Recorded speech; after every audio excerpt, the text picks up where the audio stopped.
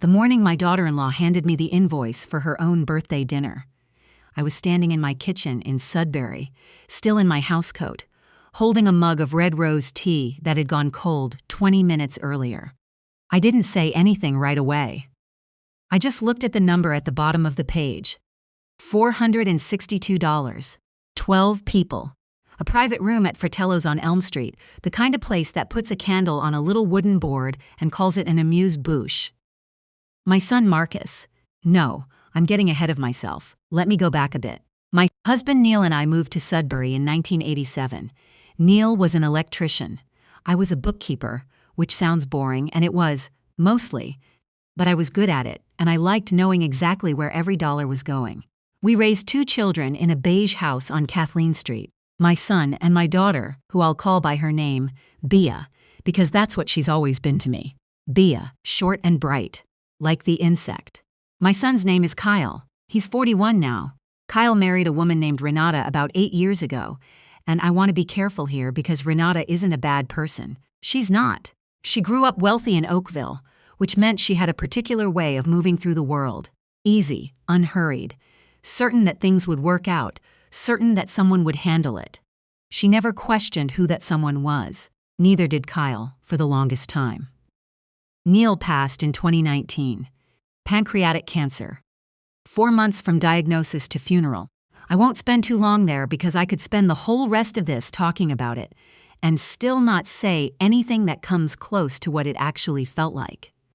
I'll just say that Neil was the person who knew how to make me laugh at the exact moment I needed to laugh, and that after he was gone, the kitchen was too quiet in a way that has never entirely gone away. After Neil died, I went back to bookkeeping part-time for a few small businesses around town.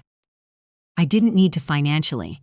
Neil had been careful with our retirement accounts, and we'd paid off the house years before. But I needed somewhere to put my brain. I needed a reason to get dressed in the morning. The dinner invitations started that first winter. We're going out Saturday evening. We're going out Saturday, Mum. Taverna, 7 o'clock. Can you make it? And of course I could make it. I was a 63-year-old widow who had cleared her schedule of everything except sadness. Yes, I could make it to Taverna on Saturday. I always paid. I want to be honest about that. Nobody ever formally asked me to. Not at first. It just happened the way things happen in families when nobody talks directly about money. The bill would arrive, and there would be a small pause. A pause that I eventually understood was not hesitation but expectation, and I would reach for my card because that was easier than the pause. Over the next few years, the dinners grew. It was no longer just Kyle and Renata. It was Renata's sister, Daphne, and her husband. It was their friends, a couple named Todd and Ingrid, who I had met exactly twice. It was Renata's university roommate visiting from Calgary, and that roommate's boyfriend, and sometimes a person I had never seen before in my life who was introduced to me with a first name only and who ate the halibut and drank most of a bottle of Pinot Gris and who I never saw again. I paid for all of it. Not because I was asked directly. I want to emphasize that. But because the pause was always there and I always filled it. My daughter Bea noticed before I did. She lives in Victoria now, moved there in her late 20s. Met a woman named Claire. They have a little house near the water and a vegetable garden that Bea sends me photos of every spring. Bea is the kind of person who says the thing nobody else is saying. It is sometimes uncomfortable and always accurate. "Mom," she said to me one Sunday on the phone, "do you realize you've paid for dinner 11 times in the last year?" I told her I hadn't counted. "I have," she said, 11 times. Kyle hasn't paid once.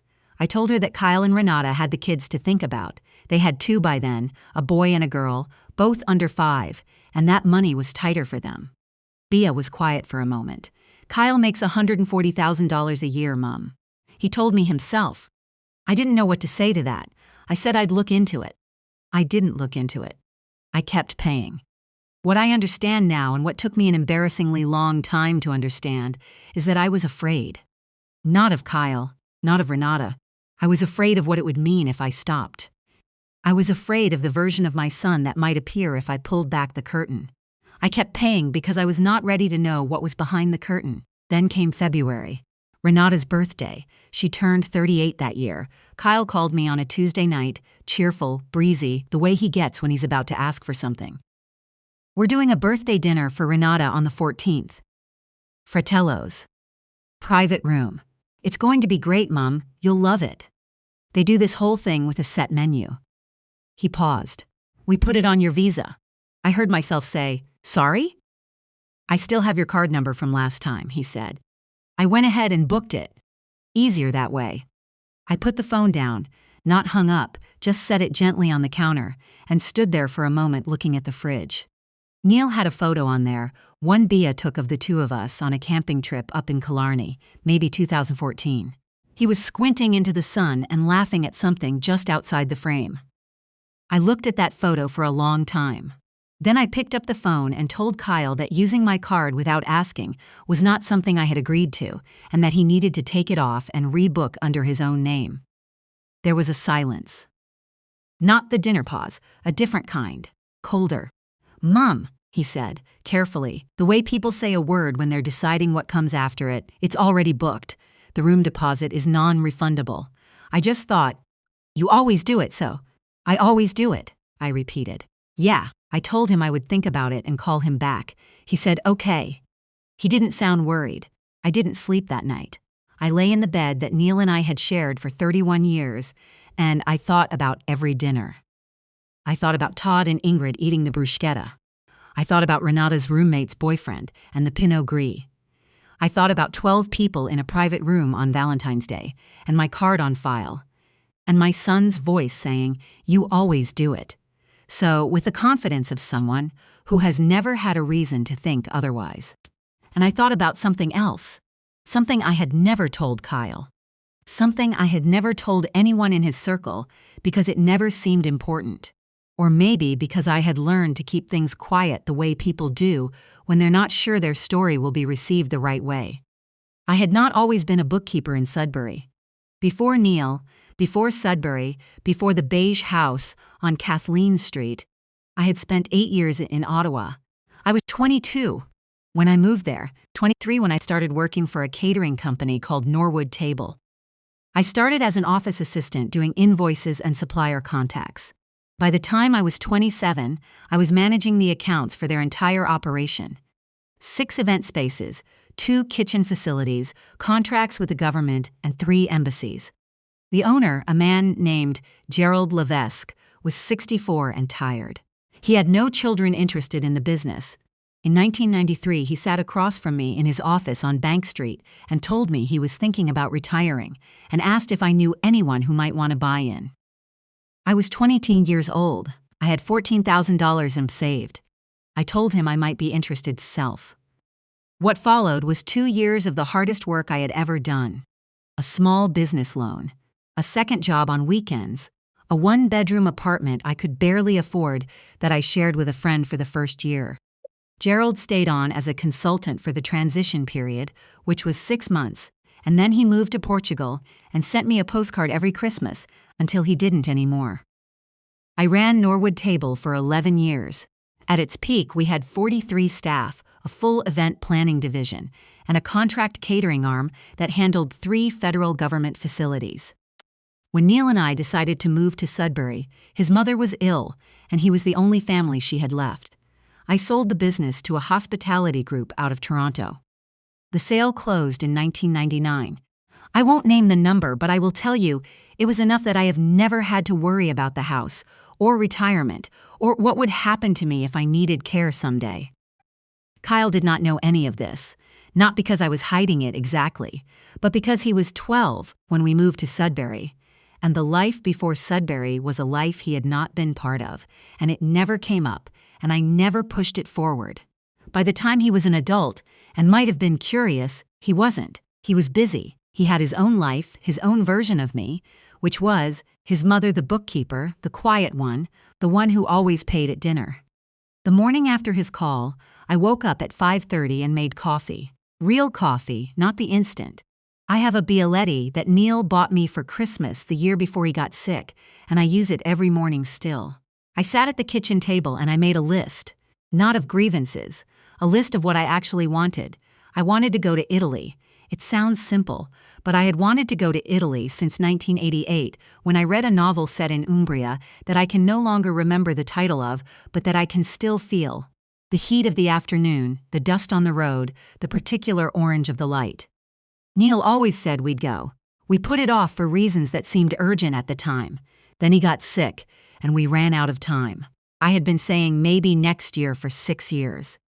I looked at the Killarney photo on the fridge. I thought Neil would have had something to say to me right now, something useful, and I thought the thing he would most likely say is, "Kathleen, what are you waiting for?" I booked the flight that morning, direct from Toronto to Rome, leaving the 14th of February. I booked a small hotel in the Prati neighborhood, walking distance from the Vatican, where a woman I had known from my Ottawa years, a former embassy event coordinator named Suzanne, now lived with her Italian husband. I sent Suzanne a message. She replied within the hour. "Finally, we'll take you to our neighborhood restaurant. You'll die." Then I called Kyle. He answered on the second ring. I told him that I was not able to attend Renata's birthday dinner and that I was sorry for the late notice and that I had removed my card from the booking and he would need to arrange payment another way. Silence again. Longer this time. "Mom," he said, "the dinner is for 12 people. No. The room alone was $200. I can't just. You stopped." He stopped. Started again. "What do you mean you can't attend? Why not?" I told him I was going to be in Italy. He laughed. Actually laughed, a short, disbelieving sound. Italy, I confirmed. "Mom, you don't. You've never even." He seemed to be reassembling his understanding of me in real time and not finding it easy. "When did you book this? This morning?" Another silence. I could hear him thinking. I had known the sound of my son thinking since he was 4 years old. This was the particular silence of someone recalculating. "Okay," he finally said. "Okay. So what are we supposed to do about the dinner?" "You'll have a lovely time," I said. "Fratello's is wonderful. They do a beautiful set menu." "I didn't tell Bea I was going until I was already packed," she cried, happy crying. She said, "Mom, oh Mom," several times, and then she said, "Neil would be so smug right now." And I said, "I know," and we both laughed. I landed in Rome on the morning of the 15th, the day after Valentine's Day. Suzanne met me at the hotel. She looked exactly the same as she had in 1997, which is the first lie we tell people we haven't seen in 25 years. But it was also mostly true. She had the same way of moving. Quick, purposeful, already halfway to the next thing. She hugged me at the door and said, "You look exhausted. Come, we're having lunch." The restaurant was a 20-minute walk from my hotel, through streets so narrow that 2 people could barely pass. Suzanne's husband, a man named Roberto, who spoke English the way people do when they've learned it from books and British films, was already at the table with a carafe of white wine. He stood when I came in, which was something I hadn't seen in a while. It was a Tuesday. The room was half full. A family with 2 small children at one table, 2 older men arguing about something with great pleasure at another. A woman alone at the window reading a paperback and eating pasta, the way people eat when they're not worried about what anyone thinks. We ordered. The food was, I don't have the vocabulary for it. I had cacio e pepe that tasted like someone had decided pasta should exist and then made it the first time. I had a glass of wine that cost less than my parking at Pearson. I sat in a restaurant in Rome on a Tuesday afternoon and felt, for the first time in a long time, exactly the right size. Suzanne had mentioned to the owner, a woman named Lucia, that I had once run a catering and events company. This was the sort of detail Suzanne always held on to and deployed at the appropriate moment. Lucia came to the table after the meal and asked me about it, genuinely curious. She was expanding her private events operation and had questions about supplier contracts and staffing ratios that were the same questions I had been asking myself in 1993. We talked for an hour. Roberto translated the parts that needed translating, which were fewer than I expected. When we finally stood to leave, Lucia said something to Suzanne in Italian that made Suzanne laugh. I asked what she said. Suzanne said, "She says you have the eyes of someone who built something." I thought about Norwood Table. I thought about Bank Street in 1993. I thought about Gerald Levesque sitting across from me saying, "I wonder if you might be interested." I said, "Tell her she's very kind." Back at the hotel that evening, I had 23 text messages. 14 of them were from Kyle. The content moved, over the course of the evening, from confused to concerned to, by about 10 o'clock, something closer to apologetic. The last one said, "Mom, can we talk when you're back? I think maybe I've been. I don't know. Can we talk?" I didn't reply that night. I sat on the small balcony with the last of the wine Suzanne had pressed into my hand when we said goodbye, and I looked at the rooftops, and I thought about Neil, and I thought about how long I had been making myself small in a way that I had told myself just fear, and I thought about the fact that I was 67 years old, and I was in Rome on a Tuesday, and the Cassio e Pepe had been extraordinary. I wrote Kyle a letter when I got back, an actual letter, handwritten, because some things need the weight of ink on paper. I want to be careful about what I say here, because this is the part where it would be easy to become something I don't want to be. Triumphant, or cutting, or satisfied in a way that isn't kind. I don't feel that way. I feel tired and clear, which is different. I told him the truth about Norwood Table, and all of it. The loan, the years, Gerald, the sale, the number. I told him why I had never brought it forward, which is that I had learned somewhere along the way to take up less space than I occupied. And that was a thing I was undoing now, slowly, and that I should have undone it years ago. I told him that I had paid for dinner because I was afraid of the pause, and that I understood the pause was not actually his fault. It was mine for filling it every time. I told him I loved him. That was true, and it was also necessary to say. I told him that going forward I would be happy to join the family for dinner, and that I would contribute as any guest contributes. My own portion, occasionally a bottle of wine when it's a celebration, a gift when there's a birthday, that this was not punishment, that this was what I should have been doing all along. I told him about Italy, the walk through Prati, Lucia, the woman at the window eating pasta without worrying about anyone watching, the wine that cost less than airport parking. The last thing I wrote was this: "Your father used to say that generosity given from fear isn't generosity. It's a transaction with hidden costs. He was wiser than I gave him credit for at the time. I'm trying to catch up." Kyle called me the day he received it. He didn't perform anything. No big speech, no overcorrection. He said, "I didn't know any of that." I said, "I know." He said, "I should have asked." I said, "Maybe, but I should have told you." He was quiet for a moment. Then he said, "Who paid for dinner in Italy?" I said, "Suzanne tried. Roberto tried. I lost." He laughed. The real laugh, the one I've known since he was small. "Good," he said. "We've had 2 dinners since I got back. Small ones, just Kyle and Renata, and the kids at my house or theirs.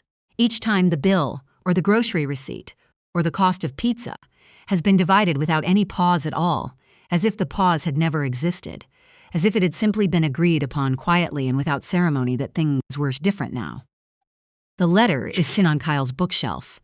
I know because I saw it there last time I was at his house. Not displayed, just there, between a novel and a coffee table book about national parks. He didn't mention it, and neither did I. I'm going back to Italy in September. Suzanne already knows.